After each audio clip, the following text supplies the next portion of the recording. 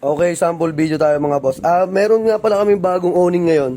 Ngayon lang tayo makakapag-video kasi nung mga nakaraan wala ako eh. Puro si Uni yung nag-install. So hindi ko na videoan. Ayan.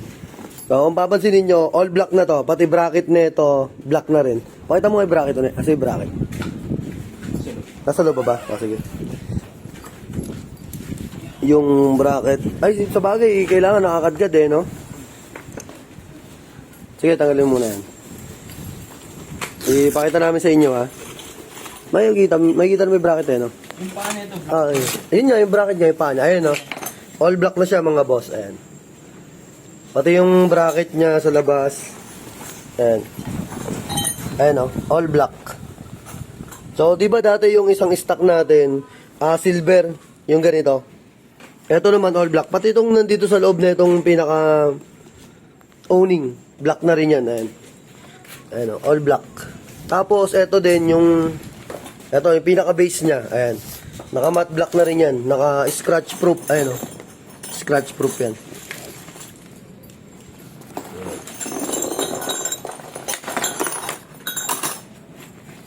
So, ayan yung bago nating owning tent. Bali, dalawang klase na yung owning tent natin. Yung isa, yung silver yung ganito. Pati yung bracket na ganito, silver. Tapos ito naman yung all black. Kasi may mga customer na naghahanap ng all black yung top load, owning.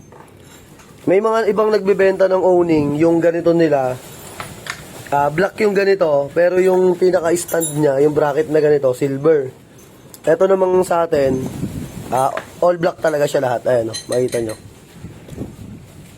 Ayan, so, pakita ko sa inyo mamaya. Kakabit muna namin dito yan sa Ford. I-install na namin ng mas manipis yan. Okay na. Ng owning sa crossbar. Yung crossbar na-install na namin. Yan. Tapos yung owning, ito yung gagamitin namin. So ay si boss, kabuskon niya namin si bossing. Yan. Buskon niya din yan. So ayan, all black. Gando. Tapos naka-scratch proof pa. Ayan. So available na yan sa JLG Car Accessories, Motomac Works. Saka yung sa vlog natin, yung JLG Car Motovlog. Sample video tayo mamaya pag na-install na namin to dun sa may Ford Ranger. Ayan. So, thank you. Ride safe, ingat. God bless. Pahabol ko na rin pala sa video. Hindi ko nasabi sa inyo. Lahat din ng stainless, tornilyo na ito stainless. Ayan. Pati nut, stainless siya. Yan, pinuputulan lang ni Uni yung yung tornilyo. Ito. Kasi ito, ilalagay namin to dito.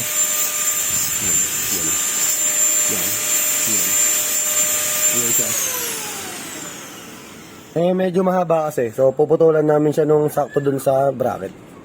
Ayan o, ganyan yan eh. Ayan, ganyan.